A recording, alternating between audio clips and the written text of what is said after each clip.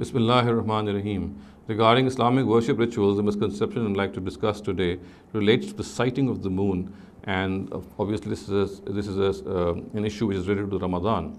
Now, every year the Ramadan begins, and we have a huge debate regarding the sighting of the moon.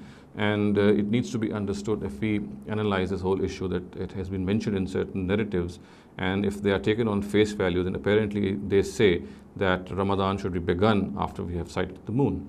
It needs to be understood that the Quran obviously is devoid of this issue. The established Sunnah of the Prophet Muhammad does not also mention this issue.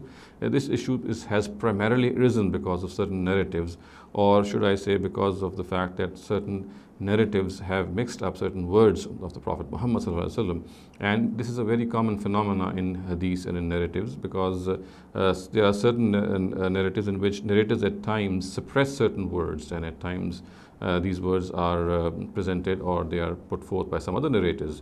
So it is absolutely of paramount importance that when we study a hadith, we must study all its variants, all its various texts, and then form a complete picture.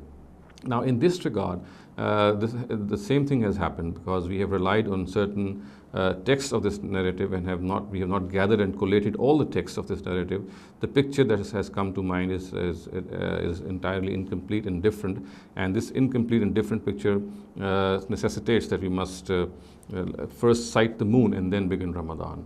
Whereas if all the narratives are collated and analyzed, what comes to mind is that sighting the moon is not an issue at all. It was never the directive of the Prophet.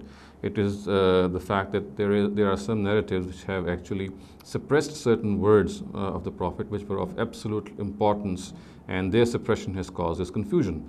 Now, let me read out the narrative before you, which is recorded on the authority of Abdullah ibn Umar anhu from the Prophet Muhammad, and the words in Al-Jami al-Sahih of Imam Muslim are الشهر تسع وعشرون فإذا رأيتم الهلال فصوموا فإذا رأيتموه فأفطروا, which means that a month at times is of 29 days.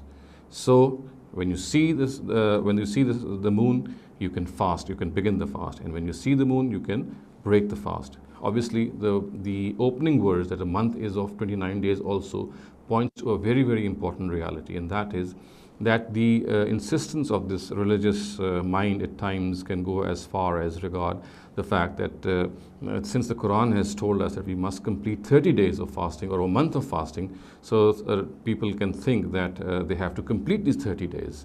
So this religiosity is found in certain people, and it goes to the extent that they think that unless 30 days are completed or the whole month is completed, the directive of the Quran would not be fulfilled. So sensing this religious mind and this bent of religious mind, this inclination of certain religious people, the Prophet actually cautioned people and said that at times a month is of 29 days as well. So therefore, do not insist on completing 30 days. If you sight the moon after 29 days, that means that the Ramadan has ended. And if you sight the moon 29 days in the month of Shaban, then just as in Shaban, after completing 29 days and sighting the moon, we begin the Ramadan. So there's no reason that we end the Ramadan as well if it is of 29 days. So the whole issue at hand was that the Prophet wanted to caution people that completing 30 days is not a requirement of religion. Months are obviously, the lunar calendar consists of 29 days, and it also consists of 30 days. The months consist of 29 or 30 days. So insisting on a 30-day month is not at all the requirement of religion. This is what the Prophet was trying to convince people or tell them beforehand, lest they should get into some confusion. So it is evident from this that because of the suppression of the first phrase, a month is of 29 days, shahru tis'un wa ishrun, actually this particular expression or these words have been suppressed from certain other narratives, and they go like this, that إِذَا رَأَيْتُمُ الْهِلَالَ فَصُومُوا وَإِذَا رَأَيْتُمُوهُ فَأَفْطِرُوا. When you see the moon, you begin Ramadan, and when you see the moon, you end Ramadan.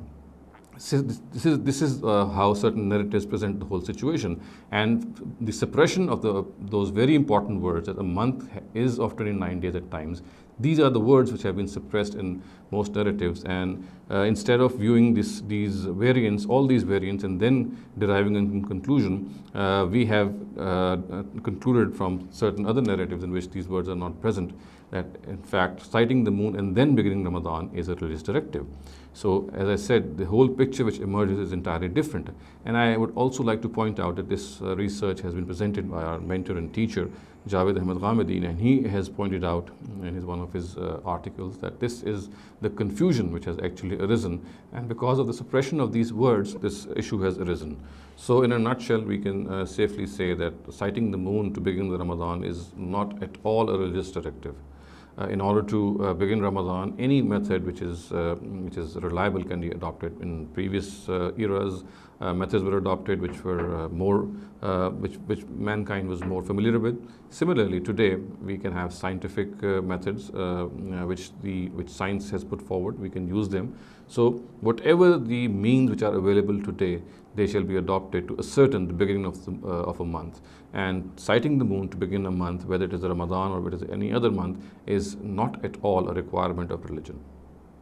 أقول قولي هذا واستغفر الله لي ولكم ولسائر المسلمين والمسلمات.